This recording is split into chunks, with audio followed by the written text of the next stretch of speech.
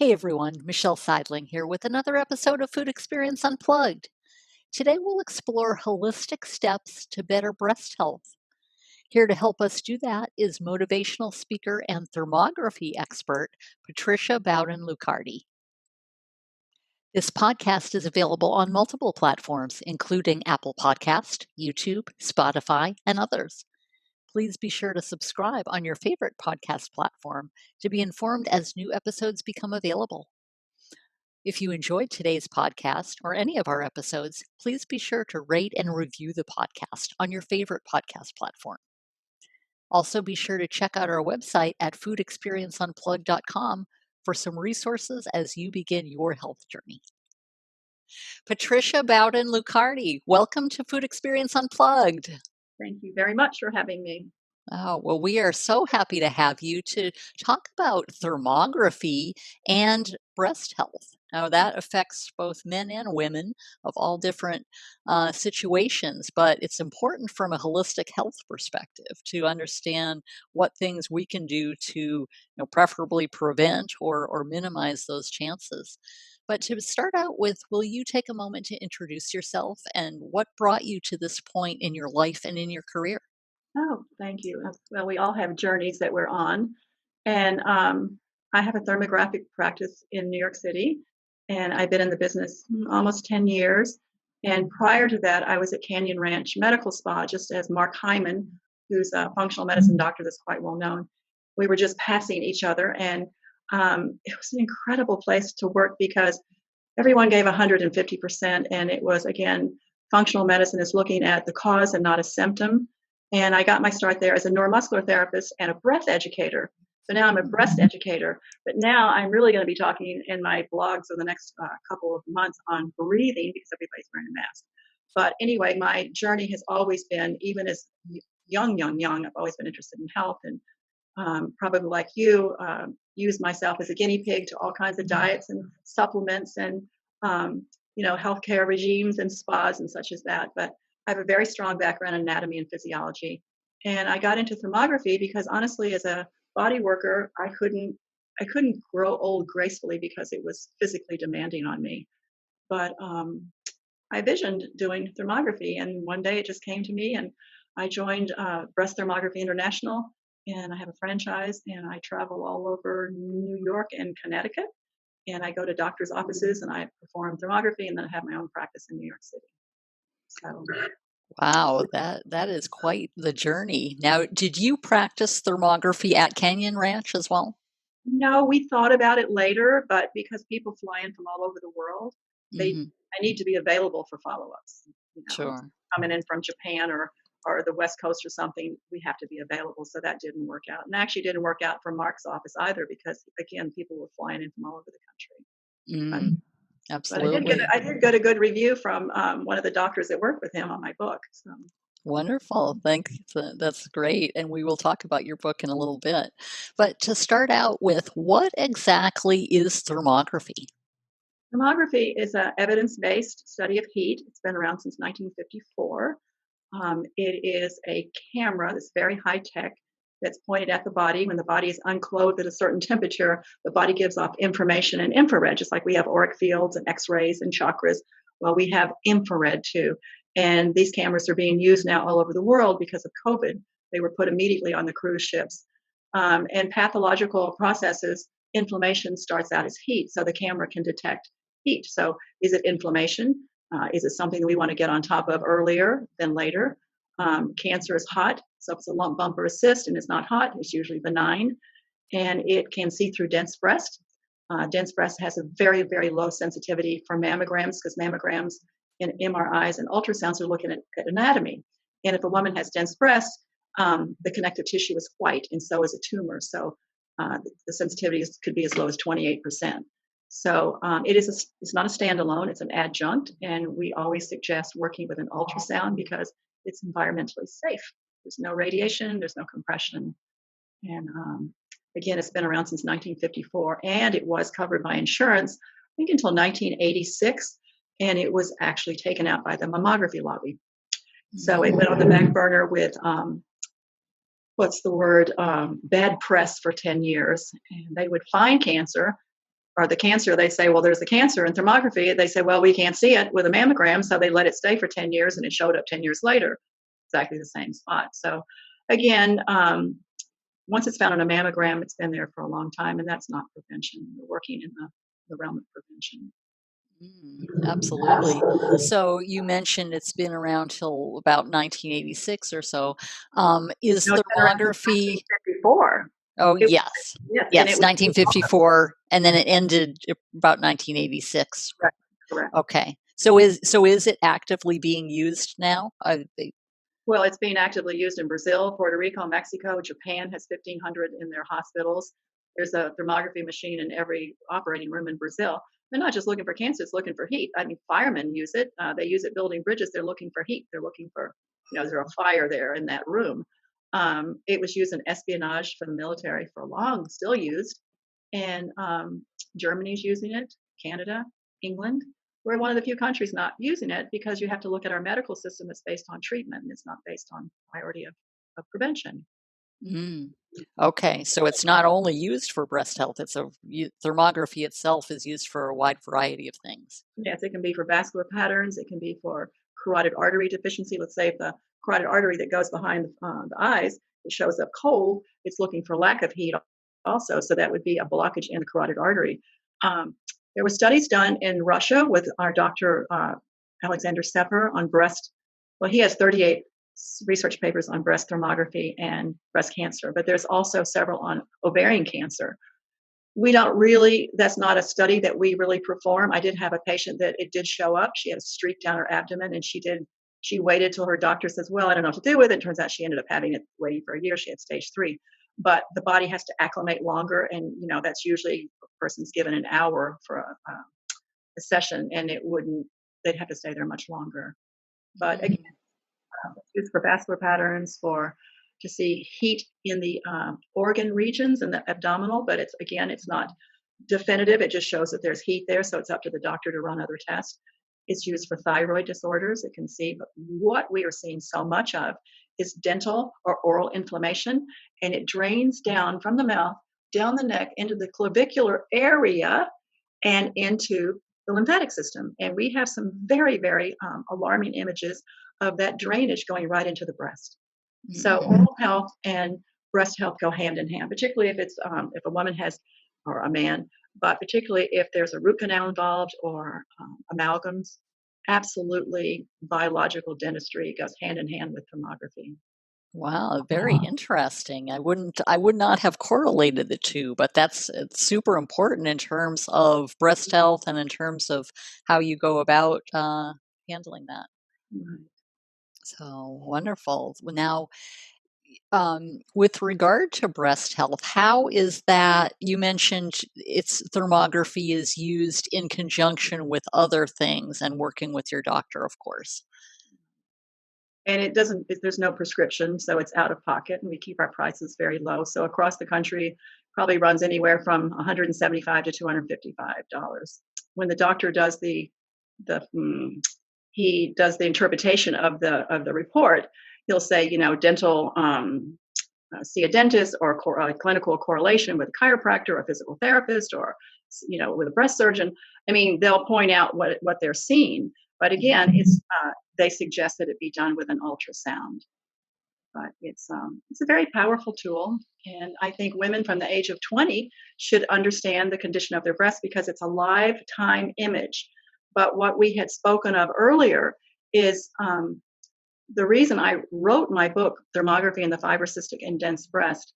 Again, 49% of women have dense breast, and they're really they don't understand their own anatomy. But the other thing that was so alarming, and it's not just me, but it was other thermographers, is over the years, we're seeing an increase in environmental estrogens, an increase in estrogens, period. And they show up on thermography because you think of the color scale. And there's also what's called the gray scale. It looks like a black and white photograph. And 60% of the findings are in this gray scale. You can see the vascular patterns, and the estrogens park on the receptor sites, and they can look like dark spots. And classically, they can look like leopard spots. And it's not just limited to women. We're seeing it on men. Sometimes we see it on children, particularly the more overweight a person is. Adipose tissue or fat is called the third estrogen. but it is so alarming because it's coming from outside of our body. Yes, we have our own estrogens, but it's coming from plastics, bisphenol A. In fact, I'm writing a blog right now on the dangers of eating cow cheese because of the hormones that are in it that are putting our breast at risk for breast cancer. And this has been around for a long time, but think of it, the holidays are coming up and we're going to be standing at a cheese board grazing. I don't eat cow cheese anymore. But these are foreign estrogens that are coming from outside of our body. And again, they attach to these receptor sites, and they're also called fibrocystic breast. And fibrocystic breast, you can say, oh, yes, it's connected to lumpy breast or painful breast. And, I think every woman, at least once in her lifetime, has found a lump or has tense breast. It can be connected to her cycle. Also, interesting, coffee turns into estrogen within 45 minutes. Who knew that? But actually, gynecologists are kind of on top of that because they'll say if a woman has dense or tender breast, stop drinking coffee. And it takes a couple of months for the tissue to normalize. But fibrocystic breast or estrogen dominance can be silent because these estrogens are coming into our body through the air that we breathe, the food that we eat, the beauty products that we put on our skin, which is absorbed in about 28 seconds. And men are starting to have about as much beauty care as we are. And if you look at makeup, cheek color, eyeshadow, foundation, fake tan, all of those have endocrine disruptors in it, or foreign estrogens or xenoestrogens. So these are things that we're swimming in a sea of estrogen. And I'd like to share that, how did I get into this? Because like I said, I'm seeing it, and I've been lecturing on this for about 5 years, reverse relationship between estrogen and breast health. But at Duke University, they had breast cancer cells in a test tube, and they started proliferating. They were like, where's this coming from? Turns out that the plastic was leaching into the test tube. So they did an experiment. They chopped up household plastics and Tupperware and all the things like saran wrap that we use in our kitchen.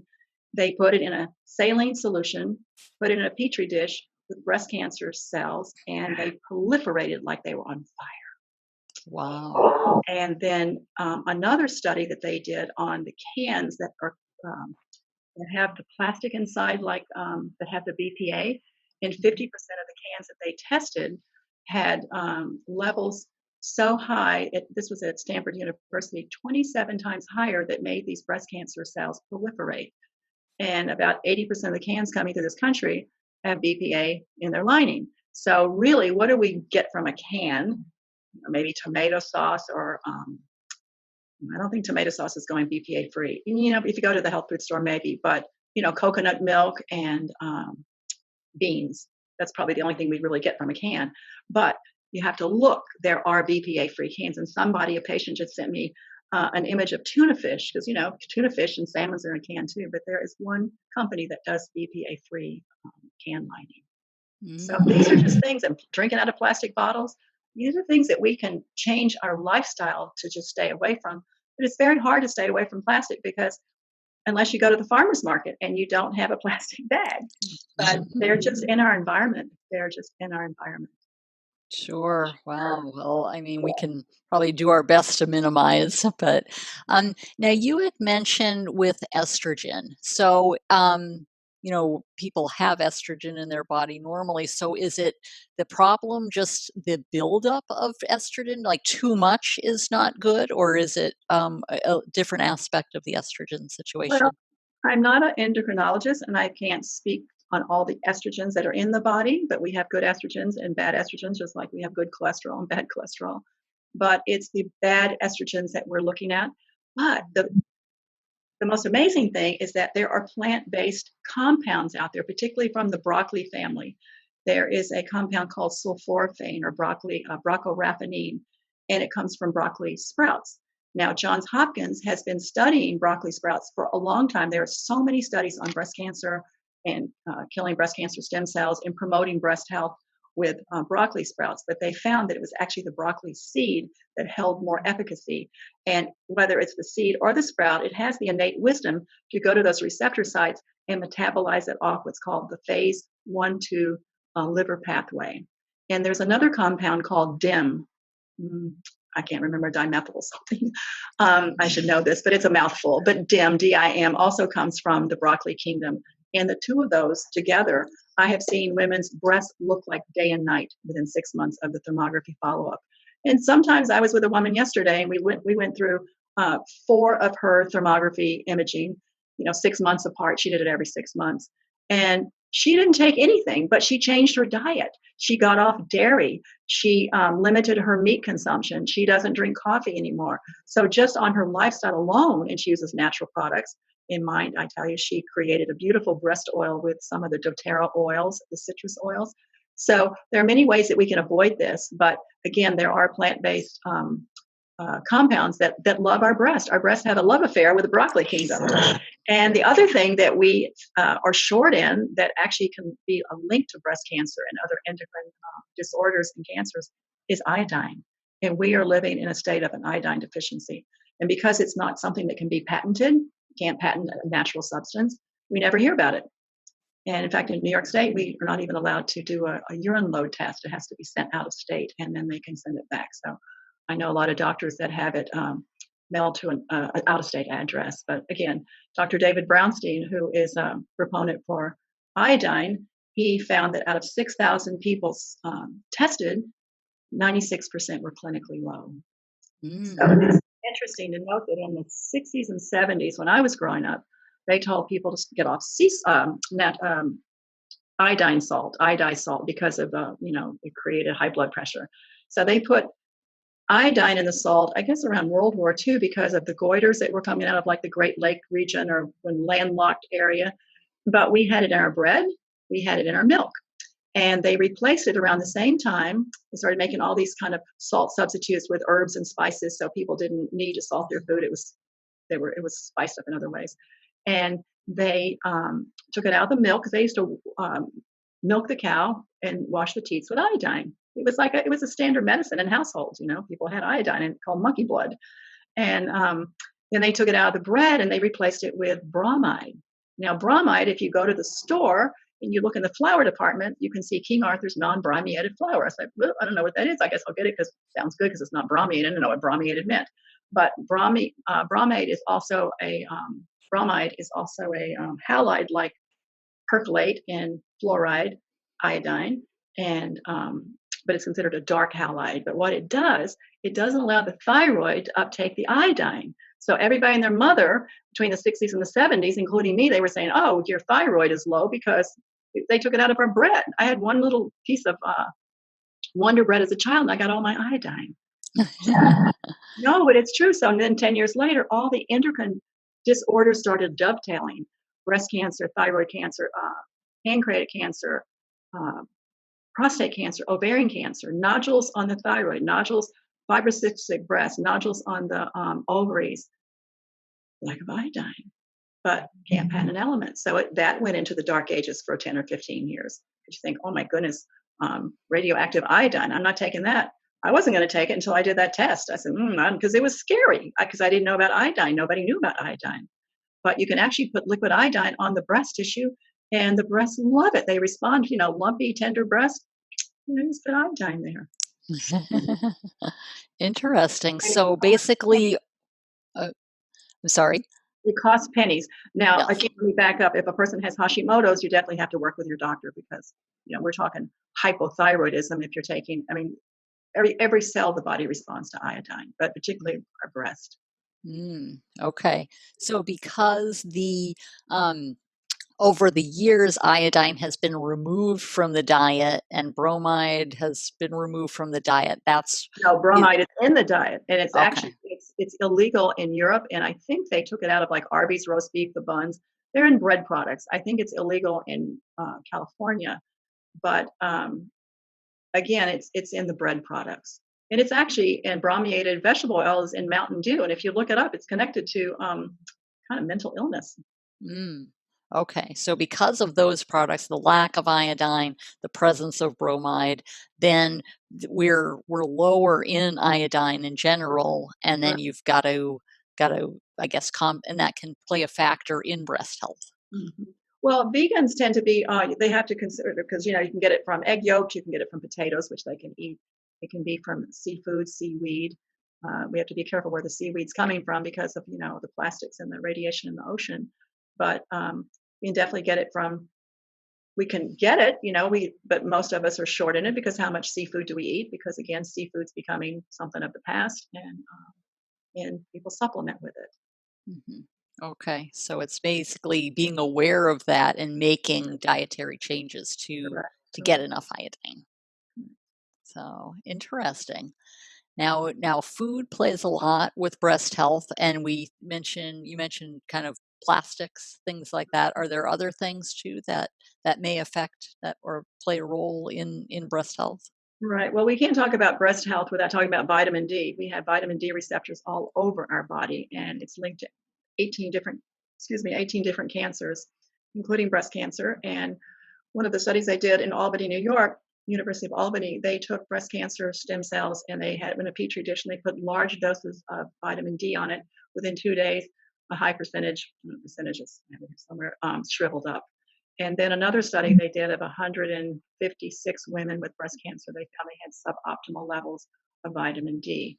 African Americans are the most at risk because they have the melatonin in the skin and they can't absorb it. If a woman is pregnant and her vitamin D levels are low, and some of them are so off the chart they don't even show up, that it can uh, when the fetus is in utero, the brain doesn't wire correctly, and the child will come out with neurological damage. And I see that a lot or I've heard it from. I have a couple of clients or patients that are principals in downtown Brooklyn schools that's predominantly lower income and African American, and they said, so many children are neurologically damaged, ADHD. I was short in vitamin D when I was pregnant, but again, if I could talk to one group of women, it would be women of childbearing age because vitamin D is crucial. It's crucial to health, but who goes outside anymore? And to quote Dr. Mark Hyman, I love him, and he said, you have to be 20 miles south of Atlanta, butt naked, 20 minutes a day, or you're not getting enough vitamin D. Oh, well, environmentally. So then that kind of illustrates the importance of getting it through the diet. Well, and also, yes, through the diet and getting it through if we can go into the sun, of course, that would be the best way. But, nobody goes outside anymore. Sure, absolutely. Now, so speaking of diet, sunlight, things like that, so what are some kind of alluded to some things, but what are some other nutritional or lifestyle changes that people can make to, for better breast health to prevent future issues or to minimize that situation? Well, let's talk about bras. There's a great book called Dress to Kill, the link between bras and breast cancer. The underwire stops right at the lymphatic system underneath the armpit. At the bra that hits us right there at the diaphragm, there's a link to the lymphatic system that drains into the liver. So that's holding that back. Don't wear a bra to bed. That's the worst thing we can ever do is wearing anything constrictive to bed because it's the only time our lymph system can actually detox and drop, you know, go through, uh, release through our body through our urine and our stool and sweat. And again, lymph is something that we need movement, and most of us don't move because we're stationary behind a desk or something. So a rebounder is excellent for moving lymph, and it's just a very slight bouncing, just bending the knees and bouncing. But if you get really into bouncing, then it's going to be more cardio. So again, breast massage is excellent, and once in a blue moon, treat yourself to a lymphatic drainage. It's excellent, excellent, excellent for the breast. What else can we do? Oral health, again, is staying on top. If you have root canals or amalgams or anything, go to a biological dentist because we see such a link between oral health and the breast. Um, Coffee's not so great for the breast, but and alcohol, red meat, if you can limit that, and what else? Sulforaphane. Take the nutrients that our breasts love. I mean, you have to think about what makes the best breast milk. It would be eating greens and plant based, and wouldn't be like eating French fries and chicken wings, right? So whatever we eat that makes the best breast milk, whether we have children or not, we have to think about that. Our breasts thrive on things green. This is an interesting thing. Barley grass, dried barley grass, it comes from the barley leaves and not the stalk because they don't, once they stalk, they turn into gluten, but just the barley greens. 5 tablespoons at a minimum turns on the P53 tumor suppressor. And that is holding those, it's like Pac Man, it eats up those renegade cells. So our breasts love, love, love barley grass. there are so many things that, little changes, but it really makes a big difference in your overall health and Mhm. things that you can do. That's very interesting. Mm. Oh, wonderful. Well, so Patricia, how can people get in contact with you? Well, there's two ways. My website is Patricia Luccardi, LUCCARDI.com. And I'm also with Breast Thermography International, and it's btiscan.com. And you can also find labs near you because we're all over the country. And and I have a book called Thermography and the Fibrocystic and Dense Breast, a radiation-free survival guide to happy, healthy breast. So that's what we want. We want all of you out there to have happy, healthy breasts. Love your breasts because you want to keep them for the rest of your life. Definitely. Now, we will include all of those things in the show notes. Now, in parting, as we wrap up, are there any pieces of advice other than what we talked about, where people can really focus on building healthy habits toward breast health? Well, first of all, don't wait till you feel something. Seek out thermography. I mean, where else can you get a live time image of what your breasts look like, particularly if you can see the environmental estrogens that are on your body? It's like I have this one doctor, Patrick Fredalone in the city. He's a functional medicine doctor. He said, you wouldn't keep toxins on your kitchen table. So why do you want to keep them on your breast? So from the age of 20 up, I think it's wise to get to see what your breasts look like, see what you're dealing with, because no other test can show you. And even getting tested through hormonal testing, they're not going to test for these foreign estrogens. Just living a good lifestyle. Again, take your bra off, let your breast let them be free. It's interesting that our breasts are appendages and they run a degree or two cooler. In bras, particularly like sports bras, they mash our breast to our chest and our breasts can't breathe. Um, so, get a healthy bra, get rid of the underwire. If they find that women who have grooves and indentions in their shoulders, that's responsible for tingling in the fingers. It goes into the fingers and thumb. Again, a healthy lifestyle. Think positive.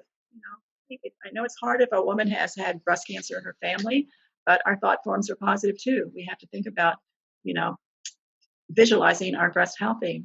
And if there are emotional components there, it's really good to work on, to get clear about um, thoughts that we have that would limit us in our health. How would I put that? But you know what I'm saying.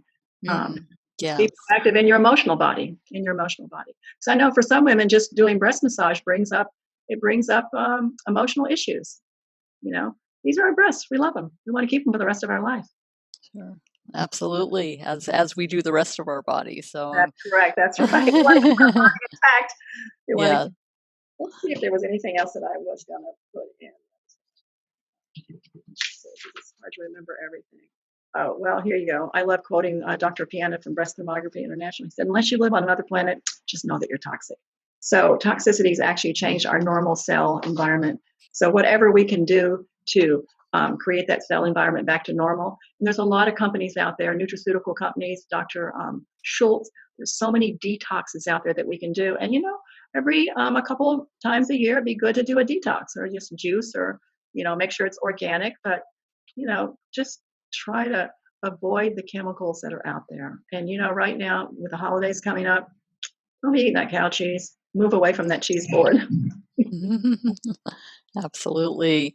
Well, Unless, of Patricia, course, you go to a farmer's market and you get pastured milk or you get pastured goat cheese, then that's safer. But just going out and going to whatever your grocery store is and getting mainstream factory farmed um, cow milk is not. They're thinking. 12,000 doctors came together and they proposed to the FDA to put a warning label on cow cheese for a risk of breast cancer. interesting. Mhm. Wow. Oh, wonderful. That is fantastic information, great tips, and really interesting about thermography and the role it plays in health and of course steps that we can take to keep breast health and the rest of our body healthy also. Patricia, it's been a pleasure. Thank you so much for being here today. We sure appreciate all that you're doing with thermography and your other work. Well, I know it was a lot of information, but here's to happy, healthy breast.